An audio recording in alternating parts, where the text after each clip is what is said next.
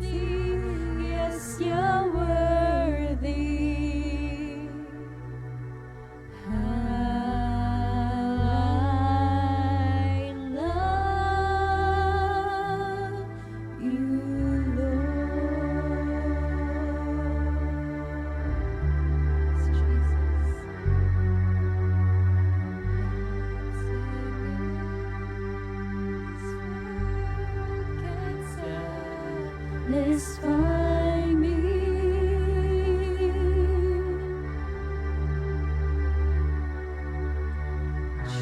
Jesus, you alone can fill me up.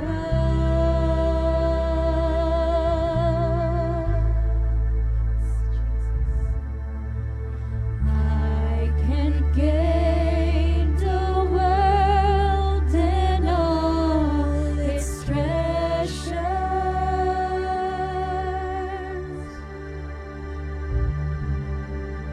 but all the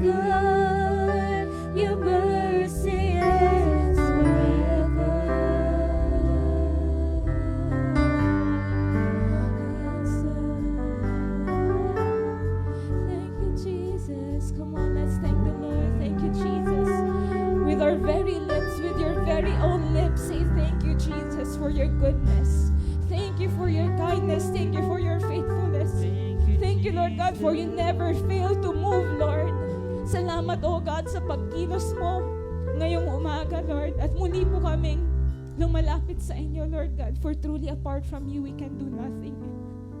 Thank you, Lord God. You are most welcome in this place. Precious Holy Spirit, feel free to move in each and every corner of this room.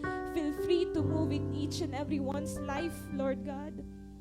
At hayaan niyo po sa buhay na ito, Panginoon, you have allowed us to come in this place, Lord, to worship you in spirit and in truth. At salamat, Lord, we get to feel that love that comes from you. We get to experience your mercies that are new every morning. Salamat, Lord God, at meron po kaming panibagong buhay, panibagong kalakasan, O God, to really sing praises to you, to come into this place and to listen to your very word. And as you give us listening ears and receptive hearts, speak to us, speak to us. Let every soul desire for more of your word in Jesus' mighty name. Hayaan niyo, punuin niyo po ang bawat puso. And maybe if there are people here who don't have that longingness, Panginoon, I pray, bring back the deepest desire, the cravings of your presence, Panginoon, for your presence, for your word. I pray in Jesus' mighty name. And speak to us, speak to us, speak to us. Speak to us, oh God. Speak to us on a personal and intimate way, Lord God. At hayaan niyo po maging puno muli po kami ngayong service na ito in Jesus' mighty name, in Jesus' mighty name. And we declare your lordship in this place. We declare signs, wonders, and miracles. We declare, Lord God, your very power, Lord, working mightily in this place, Panginoon, because it will not be by our might, it will not be by our power, but it will be by your mighty hand, Lord God, mighty work, Panginoon, mighty moving in this place, Lord God. At salamat, Lord God, ngayon pa lamang po, with our hearts and with our lips, we declare that Jesus Christ is Lord over our lives. Jesus Christ is Lord over our families, Panginoon. And Jesus Christ is Lord over our second service, Lord God. In Jesus' mighty name, in Jesus' mighty name. Salamat, Lord God, and we carefully bring back to you all the glory, honor, power, and praise. In your mighty name we pray, and everybody say, Amen, and Amen, and Amen, and Amen. Malakas pong palakpak sa ating Diyos sa buhay. Praise God, praise God. At habang po tayo ay we will be seating sa ating mga upuan, pwede po natin batiin ang ating mga katabi. A blessed morning.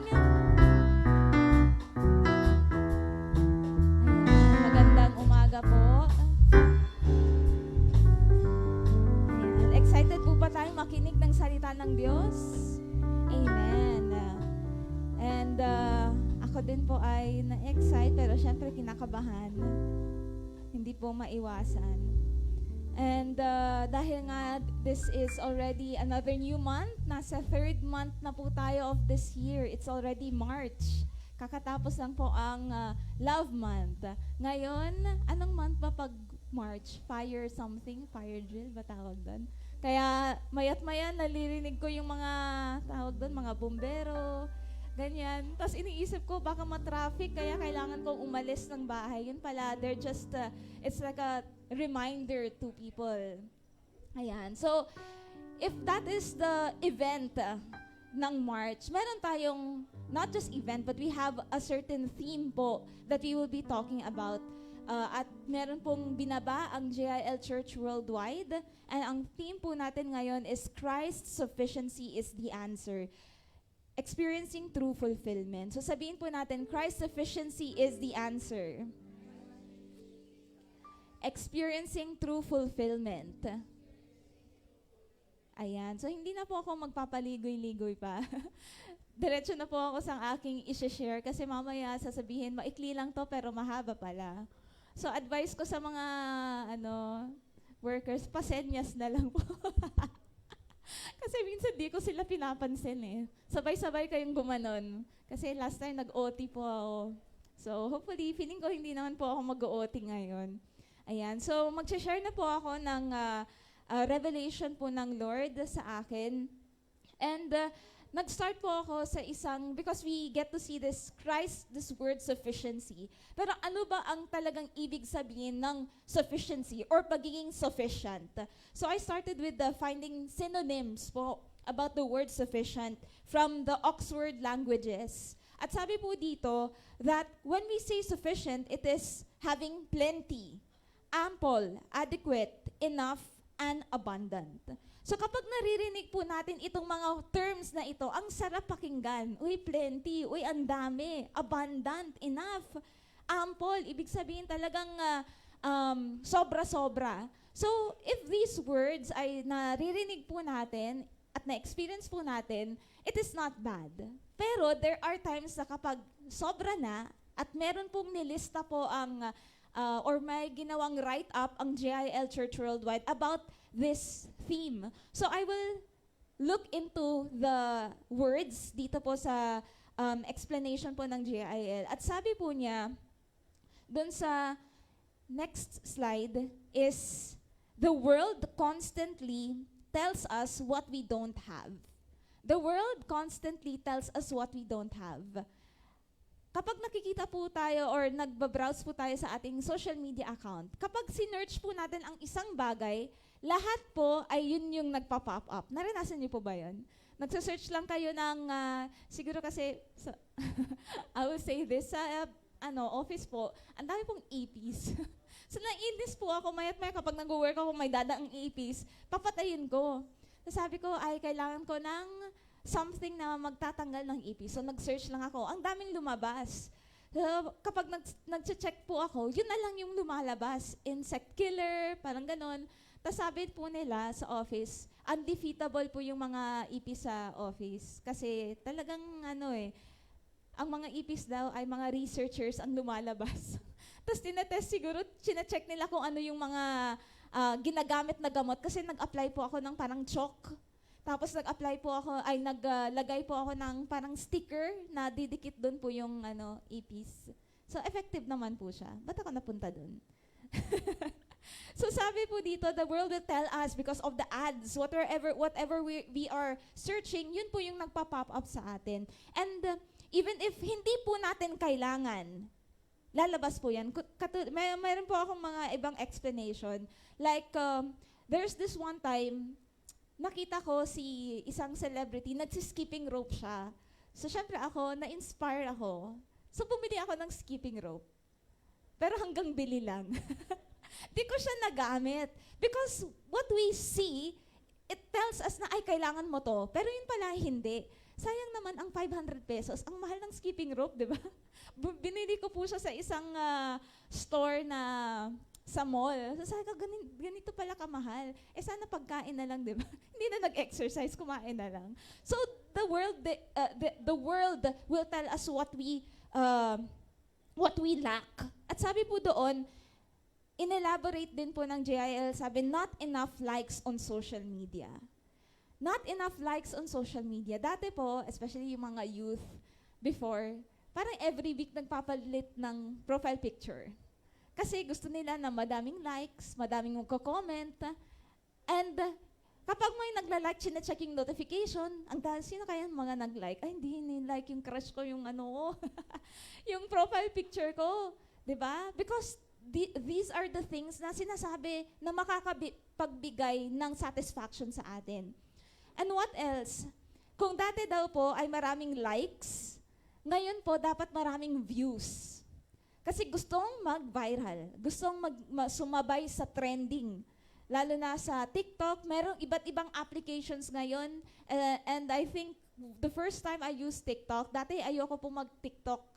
Pero dahil nga sumasabay din po ang church, not because they are posting hindi yung magaganda, pero syempre kailangan din mag-share ng Word of God through those social media platforms. So nung nag-post po ng mga dance challenges, sa TikTok po yun nila pinost. And then syempre ako wala po akong choice. I think that was the first time I used TikTok because of the challenge. Speaking of dance challenge, segue po sa mga try-on, ayan, hiring po kami po. We invite you if you have talent in dancing aside from Elion or other way of ministering to the Lord. Ayan, pwede po tayong mag-sign up po sa ating mga leaders. And then when I started using TikTok, ngayon po yun yung application na sobrang na-addict na ako kakascroll. Kasi ang dami pwedeng, hindi lang puro mga short clips, yung nilalagay nila, kahit short clips yung nilalagay nila, pero ang tagal mong nagsascroll, kahit 15 seconds or 31 minute, 1 minute lang, pero nandyan ka nagsascroll ng ilang oras na. So, eto yung mga dinadrive, yung attention natin, or tinatry tayong hugutin into the world. What else? Sabi po dito, not enough wealth, not enough possessions. At may hashtag pala ako nilagay dito. Sabi ko, sana all. Hashtag sana all, maraming pera. Sana all naka-iPhone, fully paid. Yun yung sinasabi sa naririnig ko sa office. Fully paid ba yan, yung iPhone? Kasi naka-iPhone. Hindi ibig sabihin na ito yung pinapakita sa atin ng mundo. Everyone is using iPhone. Especially kapag nasa ibang bansa po kayo, makikita nyo almost everyone ay naka-iPhone. Almost the people, they are using iPad. So sabi ko, hindi ako kasi sanay. Tapos kahit sa office, ma'am, pwede mong i-type yung ganito. Kasi may one time na may meeting yung boss, pinatingin doon sa isang office mate namin na, uy, pindutin mo to, ganyan-ganyan, try to work on the Zoom, yan. Magbi-meeting po kasi. Kaso hindi siya marunong gumamit ng iPad. So tinuruan po siya ng aming supervisor. And what else?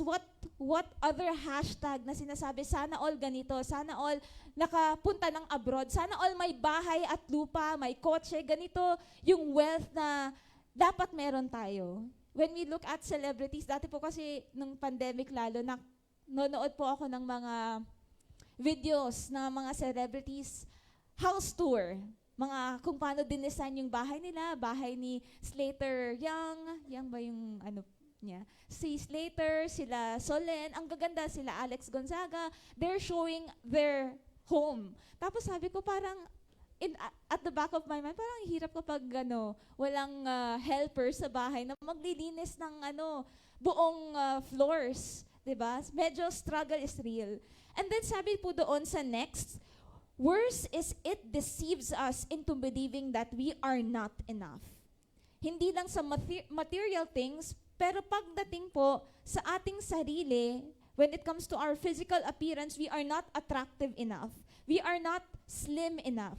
At sasabihin natin, sana all fit ang katawan. Sana all may abs.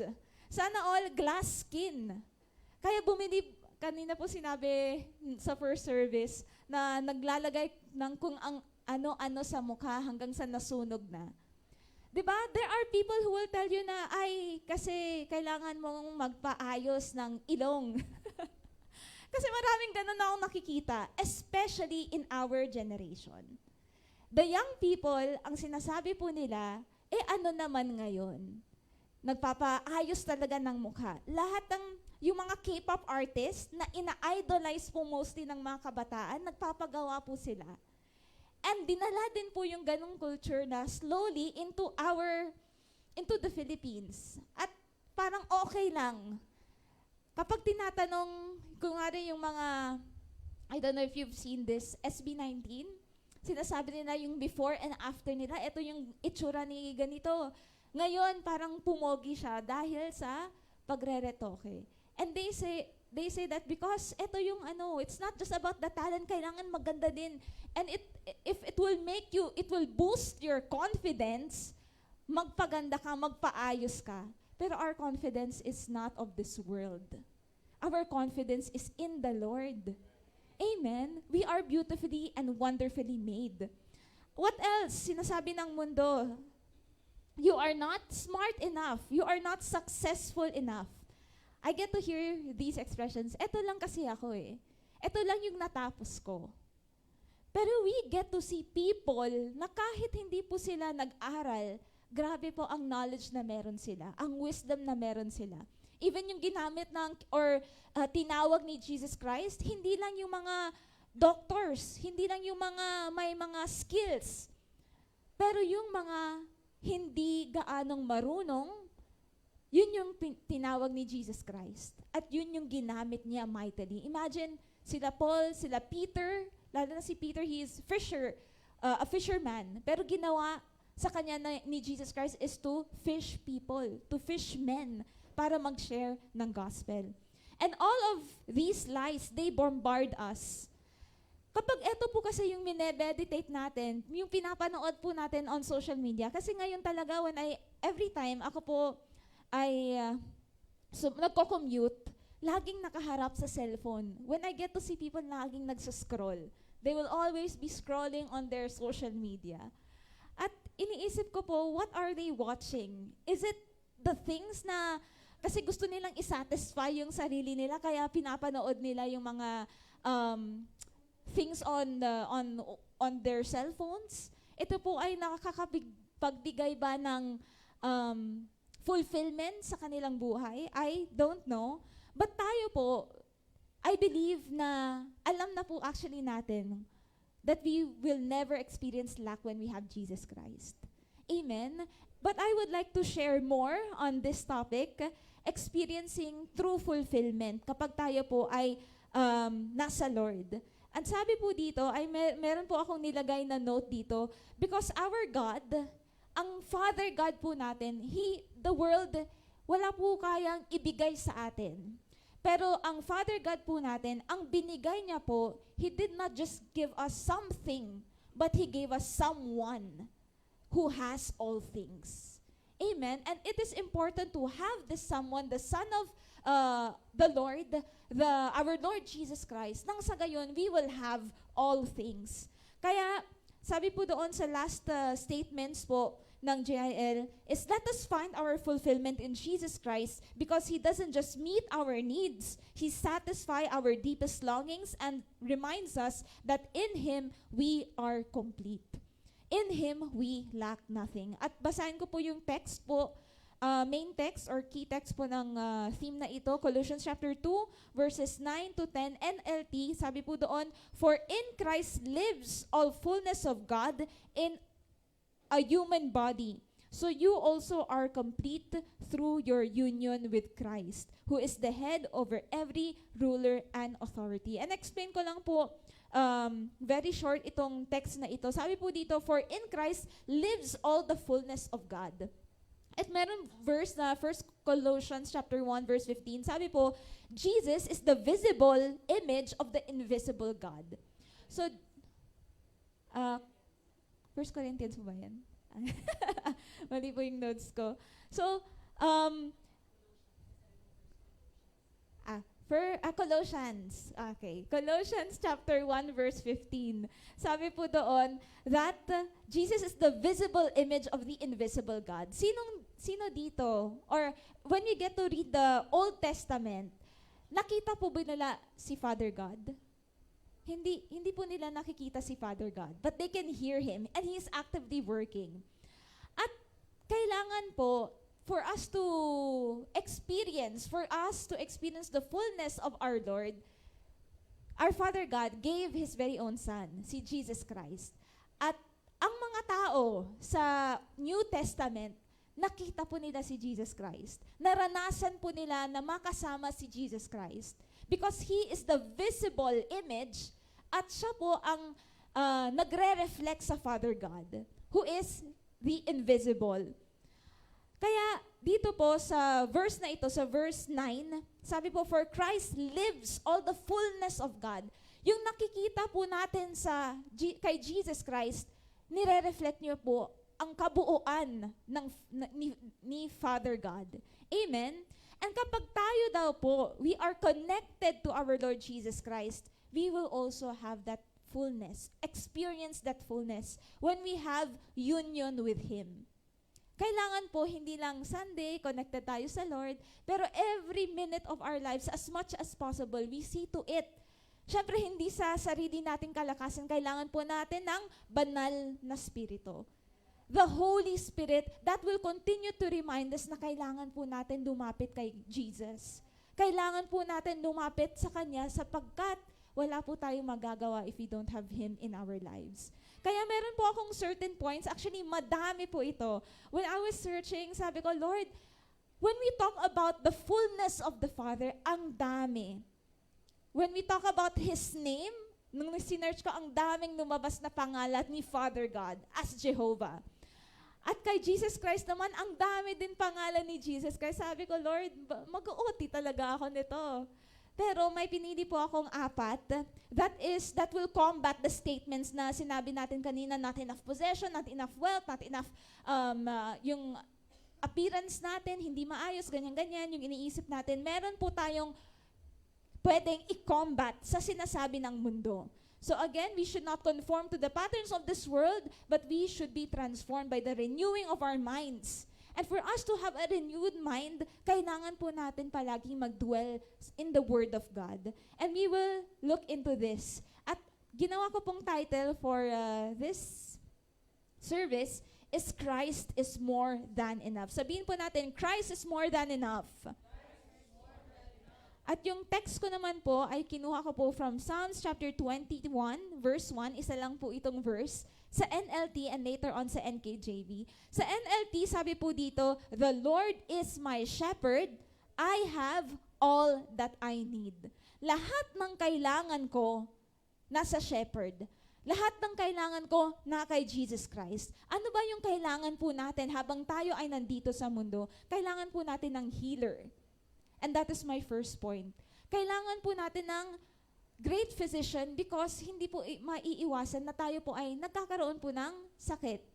So, the first point here is Jesus our healer. In the text I've taken this text from Matthew chapter 9 verse 35 NIV. Sabi po dito, Jesus went through all the towns and villages, teaching in their synagogues, proclaiming the good news of the kingdom and healing every disease and sickness. So lahat, every time when Jesus Christ gets to see people who are in need, nabibuild yung kanyang compassion. At lahat ng tao na na-meet niya na kailangan ng kagalingan, hinihil niya agad-agad. And He has different ways of healing. Grabe ang ating Jesus Christ. Alam po natin, I believe all of us are Christians. Is there any first-timer here? Can I see any first-timer? Can you raise your hand? Oh, welcome po. Anyone else? Ayan, meron po tayong first-timer. Welcome po. And later on, siguro kausapin po kayo ni Kuya Joven and he will be welcoming you sa ating church. Pero sige po, I will share a little bit of the stories in the Bible kasi ang daming times na nagpagaling po si Jesus Christ. Isa sa mga familiar story is because of their faith na nagtuturo si Jesus Christ. Siyempre, may mga gustong tunay ng matuto. Pero there are people na mga marites. So they just want to know what's happening, what's the commotion, what's going on. Kailangan makichismis tayo. Sino ba yung pinagkakaguluhan nyo dyan? Paraphrasing. So nakita nila, naririnig nila na nagtuturo si Jesus Christ. At may mga scribes or mga Pharisees ata yun, mga religious leaders, na kine-question siya in mind. Hanggang sa they have heard of Jesus na nagpapagaling. And because the place was very crowded, instead of pushing through, dahil hindi kaya, merong mga friends, magkakaibigan, na gusto nilang tulungan yung kanilang friend na lame, or paralyzed. So what did they do? Instead of going through the crowd, they went through the rooftop. So nagbutas po sila, umakyat po sila sa roof, kumuha po sila ng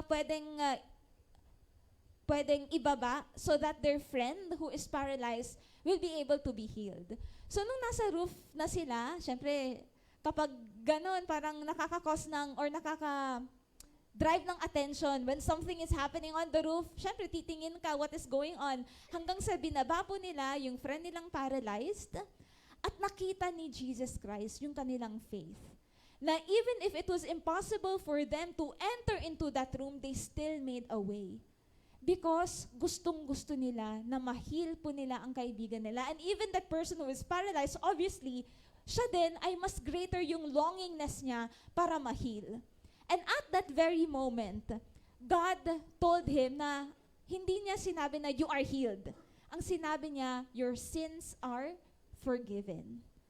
Pinatawad ni Lord Jesus Christ ang kanyang kasalanan. And tumayo na po yung paralyzed person at nag-walk. Diba? The crowd, imagine niyo, it was crowded.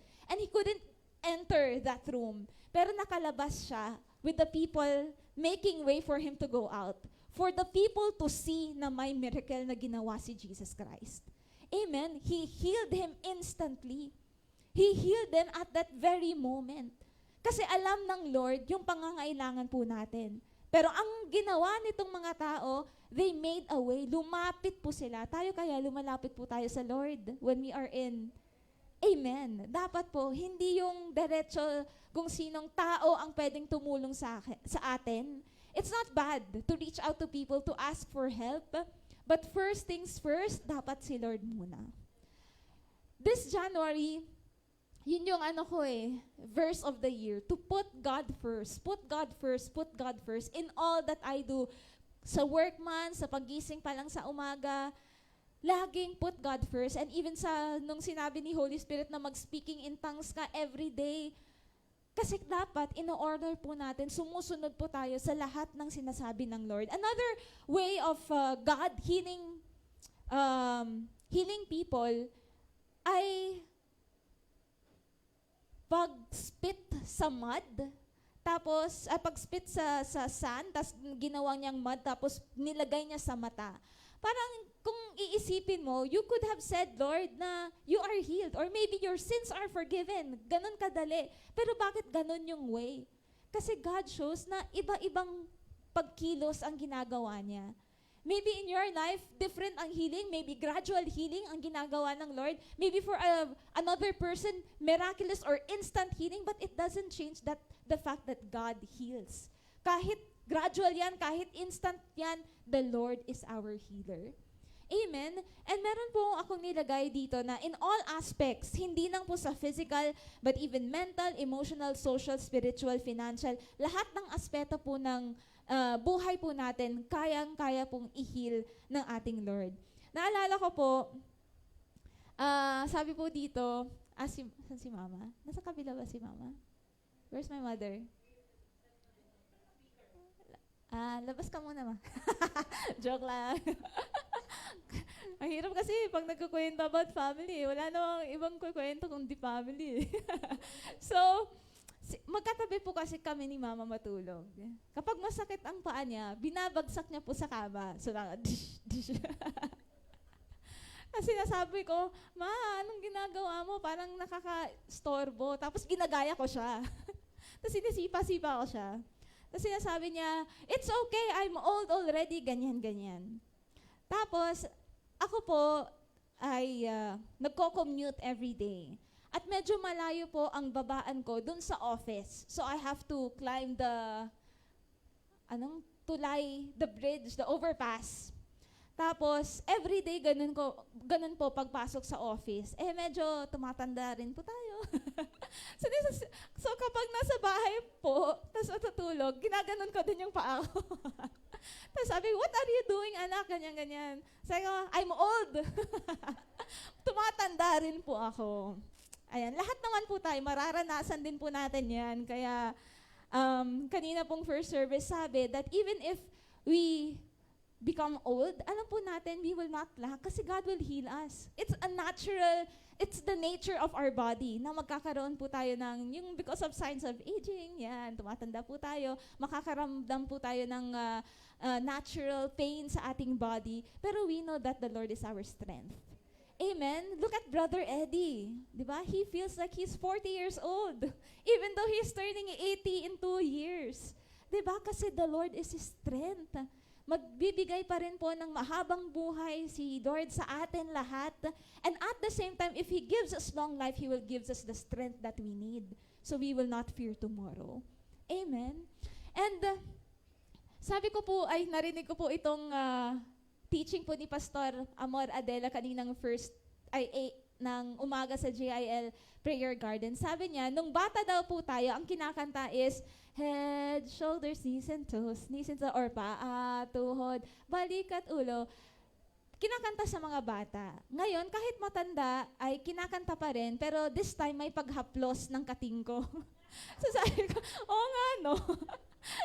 So, but even if, we make haplos-haplos, the mga oil-oil, tapos nag-i-efficacy kasi sa office din, ganon din, nagpapaano kami ng, may ano ka dyan, may white flower ka dyan, or may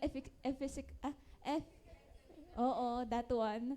para lang magpahit-pahit. Kasi talagang literal kapag nasa computer po kayo, whole day, lalo na pag may deadline, talagang masakit ang batok, masakit ang likod, wala nang tayo-tayo sa upuan para lang matapos yung ginagawa. Anyway, but the Lord is our strength. And eto po, speaking of health, ako po ay nag-OT po for the last 2 weeks. 2 weeks po akong nag-OT at nakakauwi po ako ng 11:30 ng gabi. So sobrang dami pong kailangan tapusin. Tapos, yung mga kasama ko po sa office, yung hindi ko ka-team, nasa harap ko po na team, lahat po sila may sipon at ubo. Tapos iniisip ko, oh no, I don't have enough sleep, baka mahawa ko. Tapos yung katabi ko, yung supervisor ko, meron din po siyang kakagaling din niya po sa sakit. At yung dalawa kong nasa dulo, nakatabi ko din po, ay nagkasipon at ubo. Tapos na-imagine ko na, hala, baka ma-trigger ako, tapos kulang pa sa tulog and all that. Sabi ko, Lord, I don't want to become sick, or I don't, even if yung pag-iisip na mag-leave na lang, kasi wala po akong leave, dahil bago pa, almost 3 months pa lang po ako sa office, so wala pa pong leave, after 1 year pa daw. And then sabi ko, Lord, ayokong mag-leave, ayokong mag-absent as much as possible. At nakakaramdam po ako ng talagang panghihina. Pero ang galing-galing talaga ng Lord. Kasi hanggang ngayon, parang 2 weeks passed. And even if ang tagal din po ng sipon at ubo nila at sinasabi ng HR na mag-mask yung iba, ako hindi po kasi ako nagmamask sa office. And then, I thank God dahil I am covered by the blood of God. And even if magkasakit man ako, it will still not stop me from proclaiming that God is my healer. Amen? At meron po tayong Holy Communion ngayon, kaya i-claim po natin kung ano man po yung healing na kailangan po natin. And also, when it comes to mental disability, nung nag-pandemic daw po, nag-increase yung mental health or mental disability ng mga tao, ng mga kabataan, na depressed and all that. Pero pwede po natin i-combat ng Word of God. Pwede po natin kontrolin ang ating mga pag-iisip because it will really take over our lives when we don't rebuke it, when we don't stop it with the power of the Word of God. Kaya sabi po dun sa Philippians chapter 4 verse 8, kung hindi po ako nagkakamali, whatever is true, whatever is noble, whatever is PNR, whatever is right, tama ba yan? Ayan, whatever is, sige basahin po natin, sabi po dito, finally, brothers and sisters, whatever is true, whatever is noble, whatever is right, whatever is pure, whatever is lovely, whatever is admirable, if anything is excellent or praiseworthy, think about such things. Ito dapat yung pinagbubulay-bulayan po natin in our minds. Whatever is good, take it. Whatever is good, think about it. Receive it. But whatever that's not lovely, that is against all of these words, kailangan hindi po natin minemeditate. I-stop na po natin agad. Dati po, I think I already mentioned this, that every time may negative na pumapasok sa isip ko, na-imagine ko po na kinakarate ko po yung mga negative thoughts. Like, ganon. Ganun po talaga. Kasi sabi po ni Brother Eddie, na kapag pumapasok pa lang, i-rebuke mo na agad. So, ganun yung ginagawa ko. Ngayon, nag-iba na po yung imagination ko. Tinatapak-tapakan ko na po, aside from kicking and all that. Para lang po, hindi po natin ito ma-meditate. Para po magkaroon po tayo ng right thinking. Amen? Kasi it will really consume us if we don't take control of the way we think. Amen? So lahat ng bagay, another aspect that as we declare that the Lord is our healer, pagdating din po sa finances. Alam niyo po ang hirap ng walang work. I experienced so long of waiting for a job. Nung nag-New Zealand po ako, ilang months po ako doon? 4 months. Pagdating po dito sa Pinas, 4 months ako naghintay, so total of 8 months. So kumusta naman ang finances? Bye-bye. Wala na. Pero, the Lord heals. The Lord restores. At ngayon po, I thank God dahil dalawa po yung, I don't just have full-time job. I also have a sideline na hindi ko din masyadong sinasabi na sideline dahil po it's part of the GIL Church Worldwide na as a graphic designer. And sobra akong grateful sa Lord kasi nagkakaroon po ako ng love gift. At although hindi po ako, yung thinking ko is not about that. Yung thinking ko is, Lord, gusto kong mag-serve sa'yo in this area kasi madami po ako natututunan from them. Kahit medyo nahirapan, isip na uubusan po ako ng creativity, pero the Lord is providing for us. Even yung, hindi lang finances He will bless our, dati, I think I mentioned before na 8 months akong walang trabaho, ngayon 2 na po yung trabaho ko. So, sobrang puno yung schedule ko kasi sabi ng Lord, occupy till I come. Mahirap po kasing mabakante. And even if mabakante po tayo, for example, ako wala po akong work for some time, ang ginagawa ko po is talagang wait on the Lord, mag-pray, kasi wala na po akong ibang magagawa. Kundi mag-antay sa Lord, mag-pray, manood ng preaching, yun talaga yung ginagawa ko, mag-increase in my faith. And then, nakikita ko po, kaya pala hinanda ako ni Lord throughout those months kasi ginagamit ako ni Lord sa office. And then, meron isang bagong dumating last week lang. At sabi ng another new, kasi 3 po kaming bago, I came December. Then another came January, and another came February. At kailangan po, daw yung dumating ng January, i-introduce niya lahat kami dun sa bago na dumating nung Feb. So sabi nung itong newbie na January dumating, na magbigay daw, sabi ni boss, magbigay ng description for each one. So ang description sa isa, siya po yung laging nag-OT, ganyan. Siya po yung addict.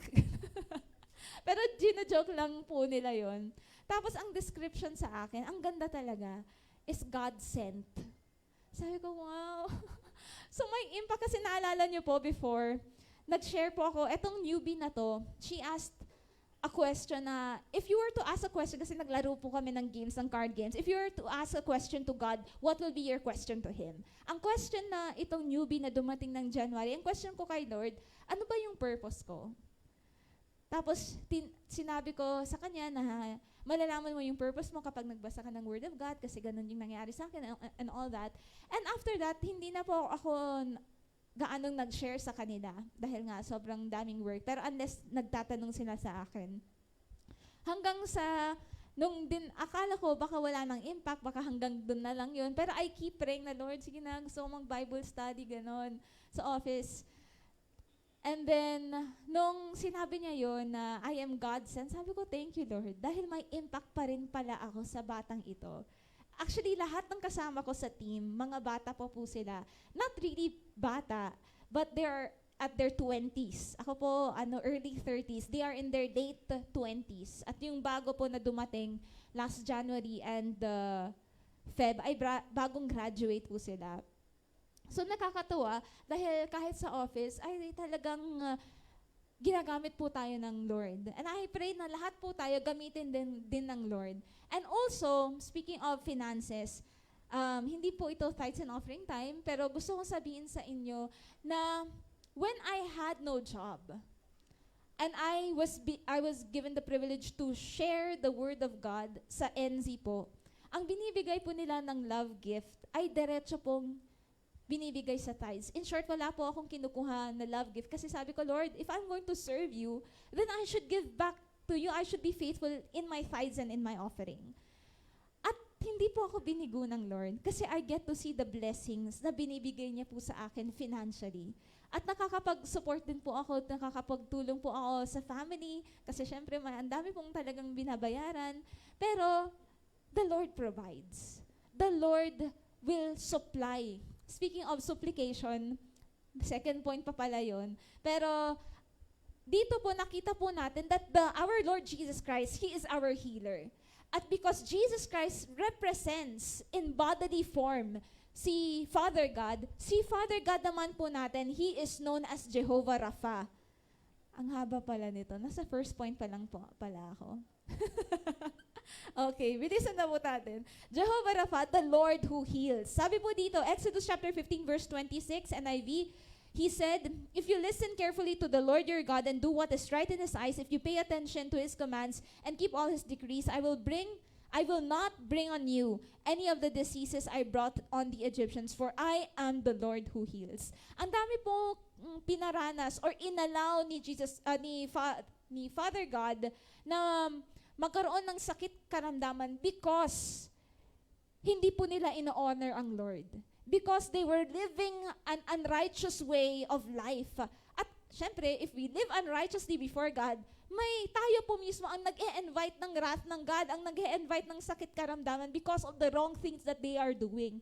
Pero sabi ng Lord Jesus dito, or ni Father God dito, that kapag tayo ay as possible, trinay niya po talagang maging faithful.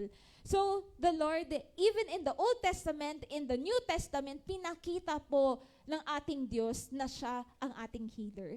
So, whatever sicknesses that we have right now, we can claim healing from the Lord.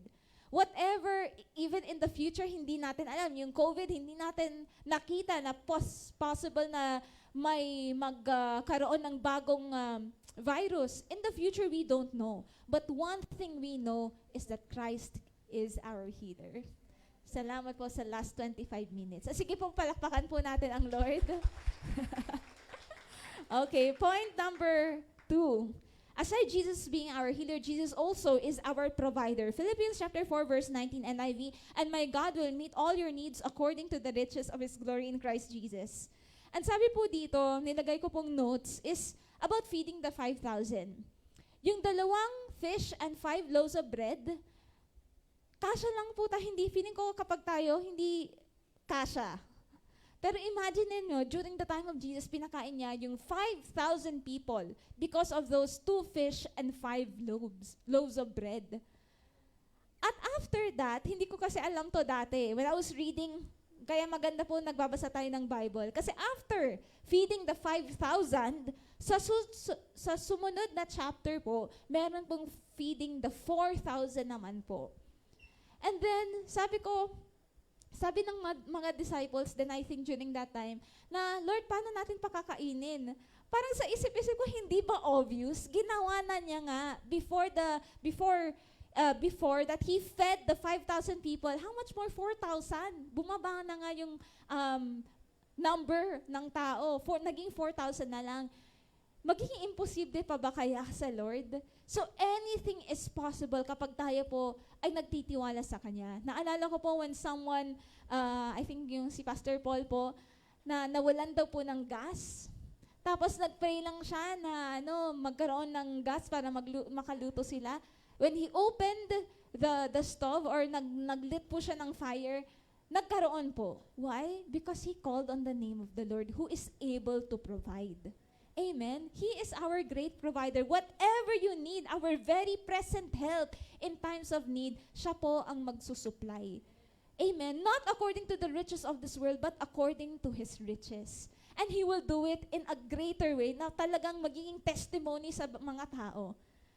Amen. So, magtiwala lang po talaga tayo sa ating Lord Jesus. And aside from Jesus being our provider, meron din pong reflection ito sa Father God. The fullness of our Father God is He is our Jehovah Jireh.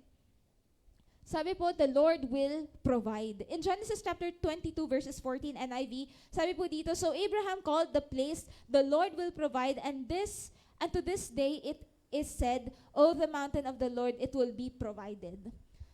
Ito po yung story wherein kinuha or sabi ang instruction ni Father God kay Abraham is to offer his son. Ibig sabihin, papatayin si Isaac, his one and only son. And instead of questioning, what did he do? The following day, after the revelation of the Father God in heaven, hindi niya question ang Lord. Pero dumiretso siya, sumunod siya, at lahat ay hinanda niya. Pagdating po doon, malapit ang i-offer ang kanyang son. Nagtanong pa yung son na yun. Parang iniisip ko, sana tumahimik ka na lang. Para lang hindi masakit sa father, sa tatay mo na si Abraham. Pero he asked, tayo saan yung i-offer natin? Di ba nag-offer tayo ng sacrifice sa Lord, ng lamb without defect and all that? Saan yung offering natin sa Lord? Ang sabi ni Abraham, the Lord will provide. The Lord will provide that offering. And nung malapit niya na, syempre nakatali na siguro yung anak niya and all that, malapit niyang i-strike yung anak niya, patayin ang anak niya, nagsalita ang angel, at sabi ng angel is, he saw how much or how faithful Abraham is to the Father. Na kahit sarili niyang anak, kaya niyang isacrifice dahil mahal na mahal niya ang Lord kesa sa anak niya. And after that, meron pong ram na nakita at yun yung kinuha. Yun yung binigay ng Lord para yun yung i-offer sa kanya. Kaya that place was called the Lord will provide. Amen. So this is another character of God. He is our provider. And next po is Jesus is our Prince of Peace. John chapter 14 verse 27, sabi po dito, "Peace I live with you, my peace I give you. I do not give to you as the world gives. Do not let your hearts be troubled and do not be afraid." Alam niyo po, sobrang medyo po ako, nagsa-struggle sa office. At hindi po ako nagkakaroon ng peace. Bakit? Kasi 'di ba sabi doon sa text, you are not smart enough. You are not ganito, you are not ganyan. Sa office ang gagaling po nila, in short, ang bilis po nila mag-design or gumawa nung pinapa-design po sa kanila. Meron po kaming kanya-kanyang task at meron pong naka-assign sa akin na task. At feeling ko, tas mabagal pa yung computer. So nasa-stress po ako, mabagal na nga ako, mabagal pa yung computer. Nagsama pa kaming dalawa, 'di ba? Kumusta naman? So, medyo na-frustrate po ako na nag-OT po ako, nagte-take time, na pumapasok po ako sa office, 6 o'clock, 6:30, tapos umuwi po ako 11:30, kasi alam ko yung ability ko. And then, nung pasahan po nung last Friday, incomplete yung sinubmit ko, pero sabi ng supervisor, okay lang, you can submit other details sa next. Pero feeling ko, pumapasok na naman sa isip ko, I'm not like them because these people, pero kapag ine-evaluate ko naman, matagal na nga ako wala sa architecture field at kailangan kong mag-strive pa because they have been in the architecture field for years already. Hindi po sila iba ng field. Unlike ako, nag-iba ako ng field. So, sabi ko, okay lang yan. So, even si mama, sabi ko, pag-uwi ko, kasi pag-uwi ko talaga, diretso tulog. Tapos, gigising ako, maliligo, alis na agad, di ba? Pagdating ng Friday, nagpasa na. Tapos, umuwi na po ako. And then, sabi ko, Ma, I did not come beach. She said, it's okay, ganyan-ganyan. Pero paano nga sabi ko, Lord, bakit ganito? Parang nandun pa rin yung feeling ko na incomplete ako. Tapos nabasa ko ito yung turo. That the Lord will give me peace. I do not give to you as the world gives. Do not let your hearts be troubled and do not be afraid. Because in the first place, si Lord ang naglagay sa akin dun sa work na yon. At sabi ko, nga no Lord, you placed me here. It means you will enable me to work. You will enable me to accomplish lahat ng kailangan kong gawin dun sa work na yon, dun sa office na yon. At dati po, umuwi po ako, 6 o'clock pa lang, umaalis na po ako ng office kasi yung pagbiyahe from Manila to Cavite, medyo matagal. Matagal talaga.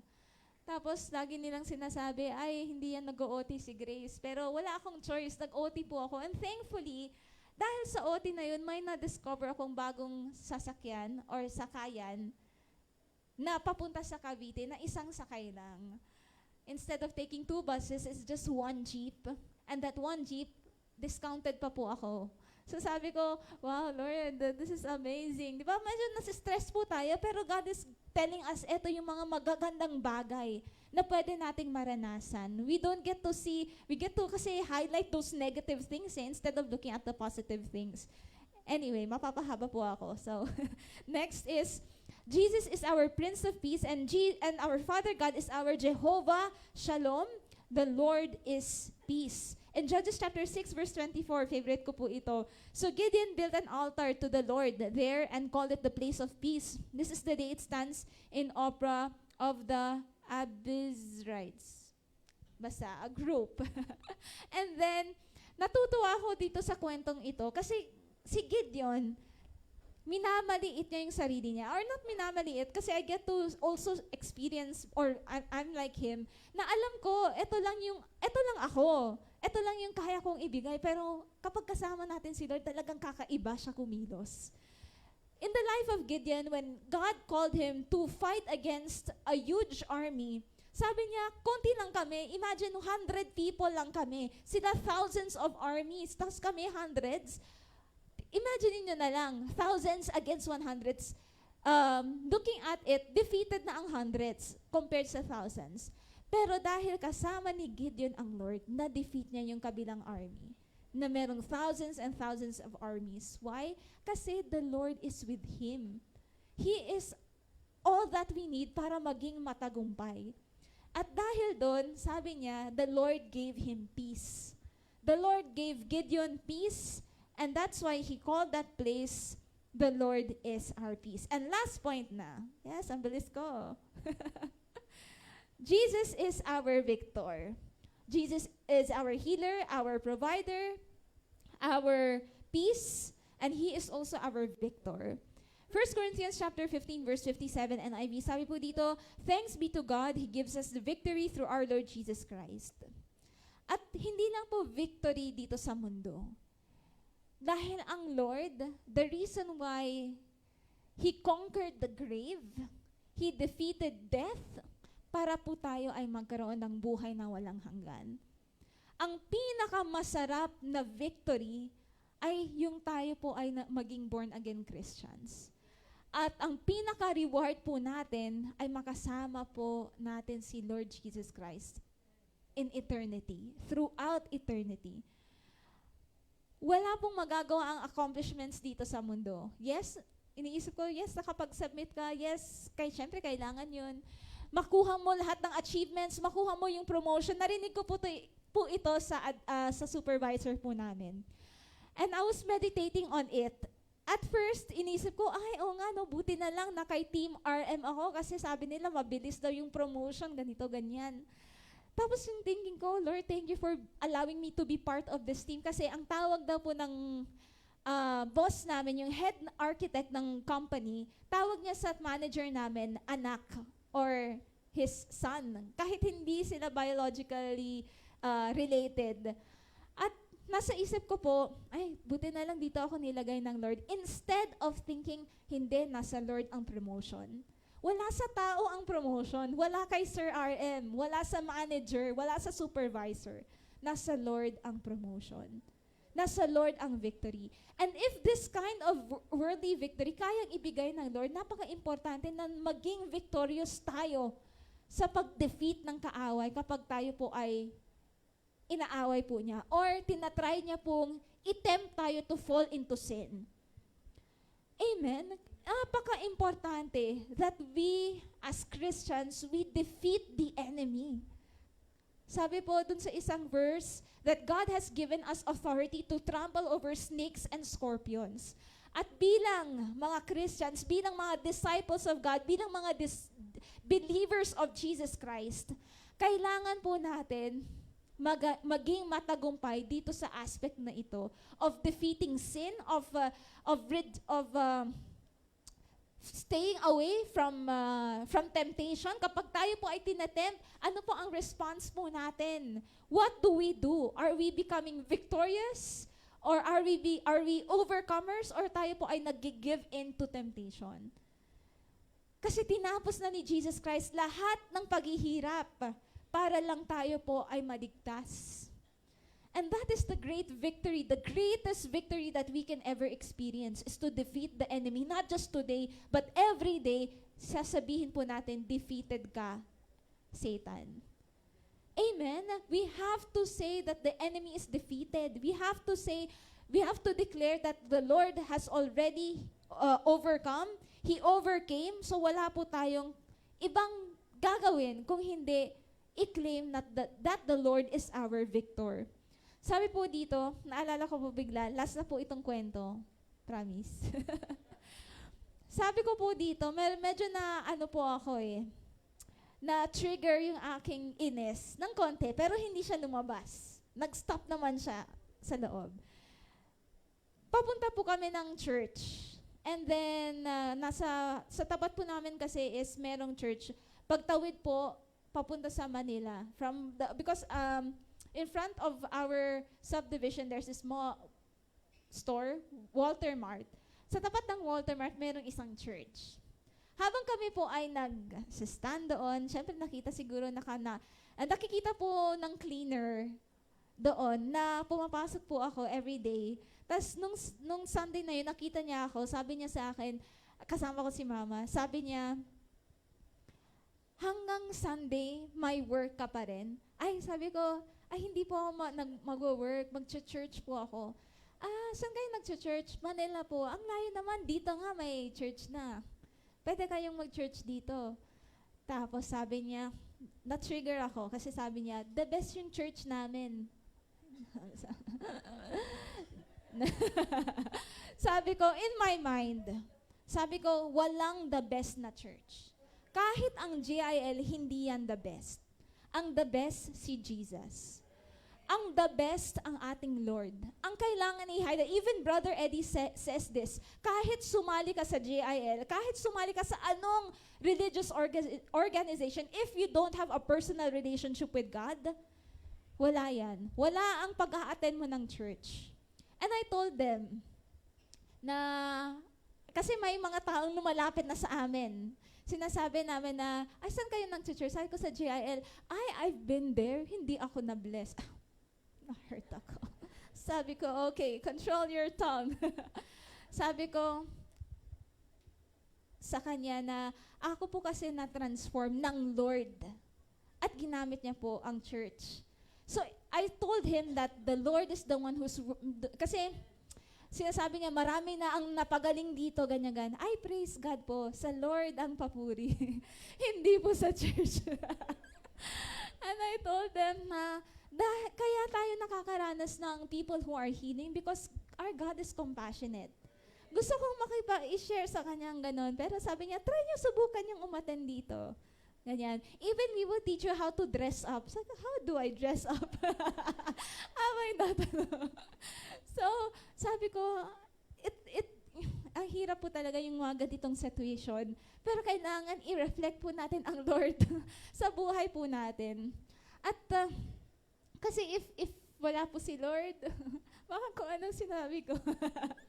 As a person na talagang hindi po ako, at times, hindi po ako makontrol. So, nasasabi ko ang mga unwanted things. Pero dahil church po sila, at nag-church din po ako, nagme-minister sila, nagme-minister din po, kailangan i-reflect po natin si Jesus Christ. I'm not saying that, po sila, imperfect din naman po sila. That's why I don't look at them, instead pray for them, kasi ginagamit naman din ng church nila. But it is the Lord. At kaya po tayo nagiging victorious when it comes to healing. Kaya po tayo nagiging, meron po tayo. It is all because Jesus, of our Lord Jesus Christ, who is all sufficient. Who is all sufficient, who provides, who heals, who is our peace, who is, in short, our everything. Wala na po tayong ibang kailangan. Kaya sabi po dito, aside from Jesus Christ being our victor, see, Father God, He is our Jehovah Nissi. The Lord is my banner. Exodus chapter 17, verse 15, Moses built an altar and called it, the Lord is my banner. And as I mentioned nung first slide about the Psalms chapter 23, verse 1 in NLT, sabi po doon, that the Lord is my shepherd, I have all that I need. Because even if I mention all the things, yung 4 points, kulang pa po yun, madami pa pong pwede nating i-meditate or kung ano man katumbas na or whatever problem that we have, we know that Christ has an answer to our every problem. Amen? At lahat ng ito included, Jehovah Ra'a, nilagay ko po sa notes ko, the Lord is our shepherd, Jehovah Chidkinu, our righteousness, Jehovah Shammah, the Lord is there. At ganun din po si Jesus Christ. He is our shepherd, our righteousness, our ever-present help in times of need, and a lot more. So sa lahat ng narinig natin, we will not just say, I have all that I need. Pero sabi po dito sa NKJV, the Lord is my shepherd, I shall not want. Ibig sabihin, wala na akong hihingilin pa. Wala na akong gusto. Wala na ako kasi nasa Lord na ang lahat. Amen. So right now, as we stand, and as we meditate on who our Jesus is, on the fullness of our Father God, I pray na hindi lang po natin ito narinig, but ito po ay mag-connect po tayo sa Lord. We become one with Christ. We become connected to our Lord. Hallelujah. At meron pong isang kanta na sinabing, more than enough. That Jehovah Jireh He is our provider. He is our healer, our Shammah. He is always with us. He will never leave us nor forsake us. He is everything that we need. Kaya kung ano man po yung problema na nararanasan po natin ngayon or maybe in the future, we should never be deceived by the enemy, but we should know that there is God. And when we call upon His name, He will move and He will work. He will have His way in our lives. Hallelujah. Thank you, Jesus. Oh, thank you, Father God. Thank you, precious Holy Spirit. Salamat po, Panginoon. Indeed, you are our everything. You will never allow us to experience lack. Pero punuin niyo po kami ng inyong presensya. Punuin niyo po kami ng truth ng inyong salita, ng inyong mga promises, Lord God. In Jesus' mighty name. In Jesus' mighty name. Hallelujah.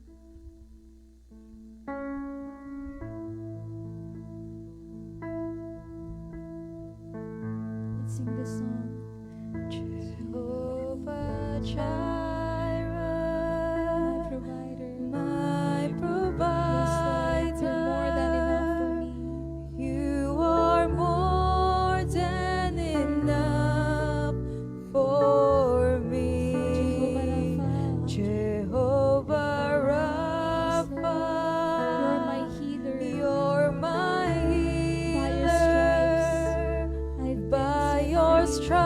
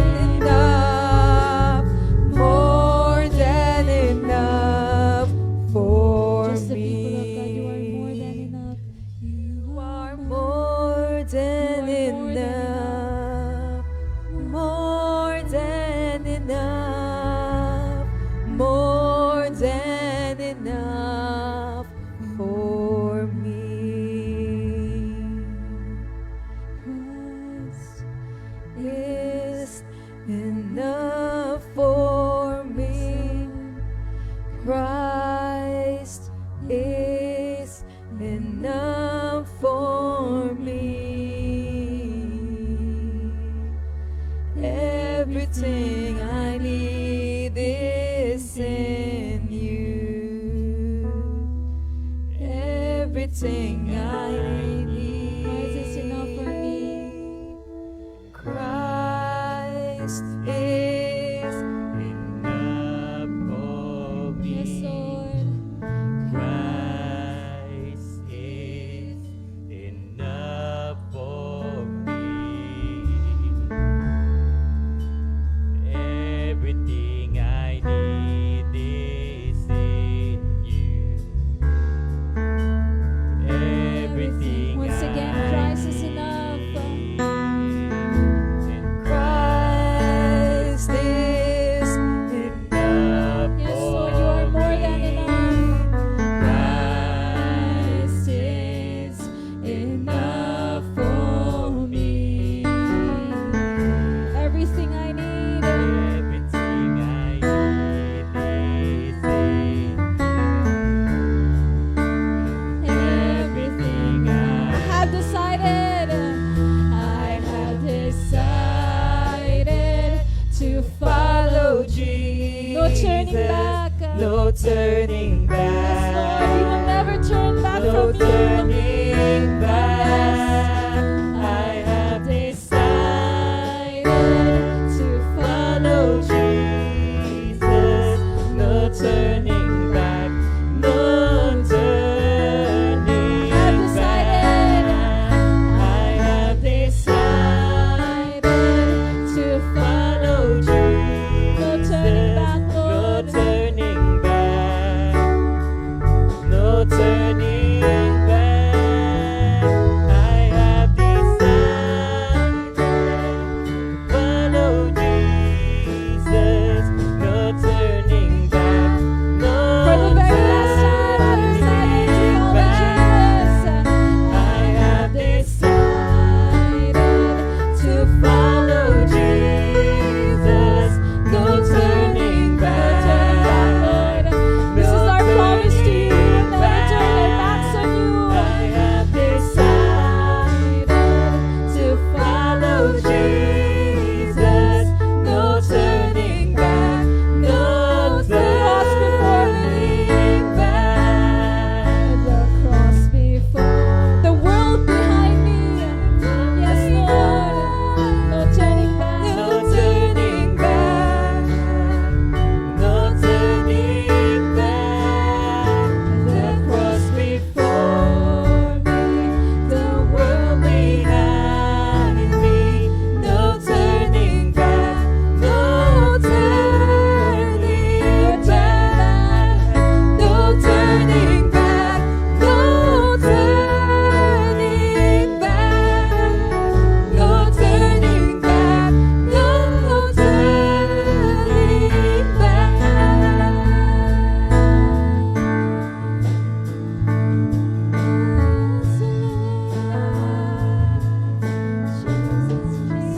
Hallelujah. Hallelujah, Lord. This is our promise to you, Panginoon. That we will not look into this world. That we will not be deceived by the pleasures of this world, Lord. Kahit anong i-offer sa amin, I pray, Panginoon, that your people will be aware, that your people will have the Holy Spirit working mightily in them. And right now, Lord, I just pray kung ano man yung kasalanan na ginawa po namin sa inyo, patawarin niyo po kami. Continue to forgive us. Continue, Lord God, to be merciful, Panginoon, and gracious to your people, Lord. And if there are times that we have caused hurt in your heart, Panginoon, we have saddened you, Lord. Patawarin niyo po kami. At salamat, Lord, dahil hindi po kayo nagre-reject. You will never reject us when we come before you. That even if we forget that you are provider, we get to forget that you are our healer, that you are our priest, our ever-present help in times of need, our victor, Panginoon. hayaan niyo po na patawarin niyo po muli kami. At kami po ay humbly we come before your throne, Lord God. And right now, can you just pray to the Lord and ask Him to forgive you? Forgive you if there are times na hindi po tayo nakakapagbigay lugod sa Kanya, na marami tayong pinagkakaabalahan sa mundong ito, na ang daming pwedeng mag-take away ng attention natin na dapat sa Lord lang. Lord, forgive us. Forgive us if we find satisfaction in things that are not needed, Panginoon. If we think that fulfillment is of this world matters to us more than you, forgive us, Panginoon. Correct our hearts right now. Correct our minds, our motives, our character, our lifestyle. At hayaan mo na kung ano man po hindi maganda sa buhay po namin, tanggalin niyo po ito in Jesus' mighty name. Transform us from glory to glory to glory. At if there are times na paulit-ulit na lang, Panginoon, I pray na i-deliver niyo na po kami right now in Jesus' mighty name. Deliver us, Lord God, from any form of sin. Deliver us, God, in Jesus' mighty name. In Jesus' mighty name. In Jesus' mighty name. We trample over the enemy. We trample over snakes and scorpions, Lord God. In Jesus' mighty name. Negative thinking, sicknesses, diseases, we trample over you. In Jesus' mighty name. We step on you. You are defeated in the mighty name of Jesus. In the mighty name of Jesus. Because we are made whole in Christ. We are made whole in our Lord and in our Lord alone. And I pray for your healing touch to be upon your people right now, from the crown of our heads to the very soles of our feet, Lord God. Touch us, Panginoon. Inner healing, let it flow, Panginoon, in Jesus' mighty name. In Jesus' mighty name, let inner healing flow. Let physical healing flow. Let financial healing flow, Lord God. And may your people experience breakthrough after breakthrough, miracle after miracle, transformation after transformation, Lord God. Manahan ka sa aming buhay, Panginoon, and allow us to be worthy, Lord God. Allow us to bear your name, Panginoon, in Jesus' mighty name. And help us, Panginoon, to be faithful to you in all that we do, Lord. In Jesus' mighty name. Thank you, God. Thank you, Jesus. Thank you, Lord. Thank you, Lord. Thank you, Lord. Let us thank the Lord right now. Thank the healer. Thank our provider. Thank our ever-present help in times of need. Thank our peace. Thank our Jehovah Shammah. Our everything, our Lord of Lords, our King of Kings, our great I am. Thank you, Lord. Thank you, Lord. Thank you, Lord. Thank you, Lord. Thank you, Lord. At hindi po kami magsasawang pasalamatan ka, kapurihin ka, sambahin ka, sapagkat ito po ay lahat ay totoo. Lahat ng katotohanan po na ito, hayaan niyo po na patuloy po namin i-meditate throughout the rest of our lives, Panginoon, in Jesus' mighty name. And whatever the needs of your people, Lord, manifest your presence, manifest your mighty moving upon their lives, and let there be also testimony after testimony. At ikaw lamang po ang malugod sa aming mga buhay, Panginoon. Salamat, Lord God. We love you, Lord God. We bring back to you all the glory, honor, power, and praise as we declare. Come on, lift up your hands and say, Jesus is Lord over my life. Jesus is Lord over my family. Jesus is Lord over my Jesus is Lord family. over JLSMN. Jesus is Lord Jesus over is Lord over JLSMN. Church Worldwide. Jesus is Lord over Luzon, Visayas, and Mindanao. Jesus is Lord over the Philippines. Jesus is Lord all over the world. This is our united prayer. In your mighty and matchless name we pray, and everybody say, Amen. and amen and amen.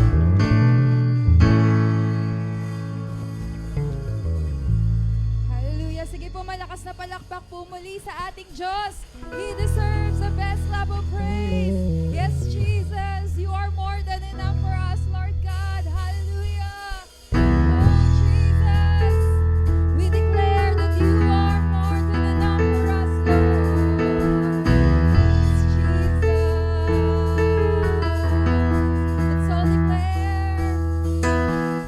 Lord, you're more than enough for me. This is our declaration, Lord. Lord, you're more than enough for me.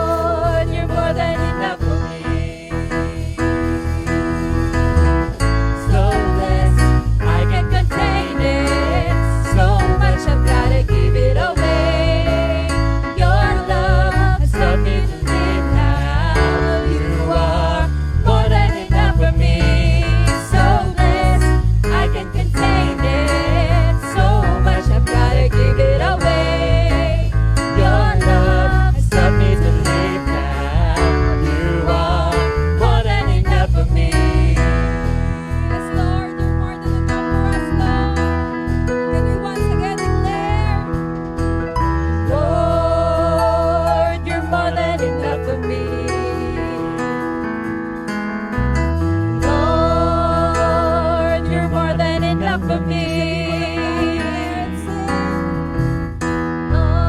Lord, you're more than Sabihin enough. po natin yan sa ating Panginoon. Lord, you're more than enough for me.